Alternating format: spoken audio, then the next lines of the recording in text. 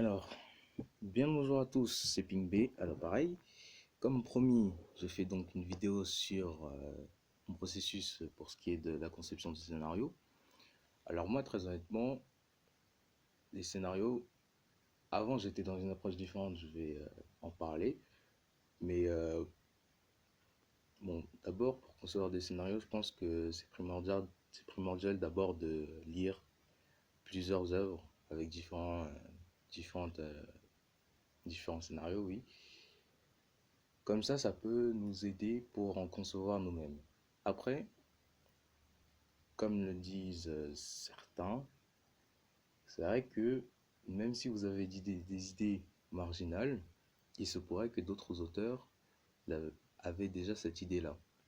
Après, même si tout le monde avait eu cette idée-là, si certains en avaient eu et l'avaient déjà narré, il faut savoir aussi qu'on a une approche singulière pour narrer une histoire. Après, concevoir de bons scénarios, je pense que ça reste que de la pratique. Donc du coup, il faudrait écrire régulièrement, lire, lire davantage des œuvres pour vraiment les étudier et vraiment voir ce qui marche et ce qui ne marche pas dans le milieu.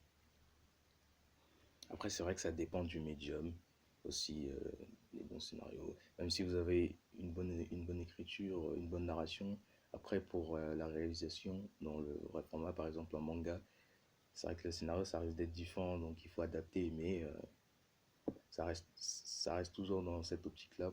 Pour avoir un bon scénario, il faut bien l'écrire, bien le peaufiner. Après, personnellement, je pense un bon scénario se doit d'avoir de bons personnages. Et pour avoir de bons personnages, pour en créer de très bons, il faut vraiment connaître l'humain. C'est-à-dire qu'il faut l'étudier dans toute sa profondeur. Par exemple, quand vous avez des relations amoureuses ou amicales, il faut essayer de voir le comportement du prochain, essayer de le comprendre, de vraiment l'étudier en profondeur en fait. Après, comme je l'avais dit précédemment, aussi j'avais cette approche-là avant, qui était que j'avais en fait un genre qui m'intéressait, qui était dans ma ligne de mire. Par exemple, le steampunk. À un moment, j'étais vraiment intéressé là-dessus, et donc du coup, j'essayais de me documenter, je me documentais très régulièrement là-dessus.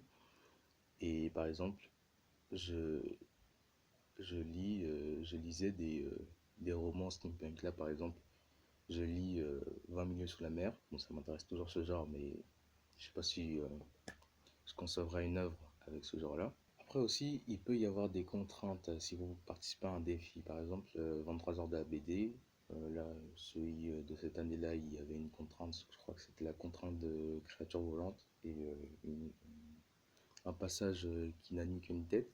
Alors, quand il y a des contraintes, moi personnellement,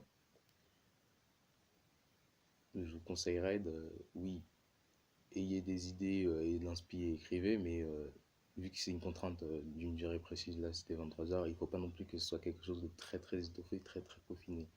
Moi personnellement, j'étais, comme souvent j'aime bien avoir des idées marginales entre guillemets, parce qu'il y a d'autres auteurs qui avaient cette idée-là, mais des idées qui ne sont pas du commun en gros, bah j'essayais en fait, j'avais une base, un thème, et ensuite quand j'écrivais, bah c'était avec le feeling un peu. Ça peut marcher aussi ça. Donc, du coup, si vous êtes intéressé aussi pour la conception de scénario et pour avoir bon guide, je vous conseillerais de lire L'anatomie du scénario de John Truby, que je mettrai sûrement ici dans le montage. Et, il dit des choses que personnellement je trouve qui sont plutôt bien. Enfin, plutôt bien. J'ai pas non plus une expérience de fou, mais je trouve quand même que c'est pas mal ce qu'il dit. Après, je crois qu'il a un bon passif dans les œuvres. Donc, si vous avez aimé son œuvre, l'anatomie du scénario, vous pouvez aussi essayer de lire ses autres œuvres qu'il a conçues. Donc, du coup, voilà. Si vous avez aimé, n'hésitez pas à liker. Si vous avez aimé, disliker. Partagez si vous avez vraiment aimé, ce serait bien. Ça pourrait aider certains, peut-être. Et donc, du coup, je vous dis à la prochaine. La prochaine vidéo, je ne sais pas trop ce sera sur quoi. J'ai plusieurs idées, mais je verrai. À la prochaine.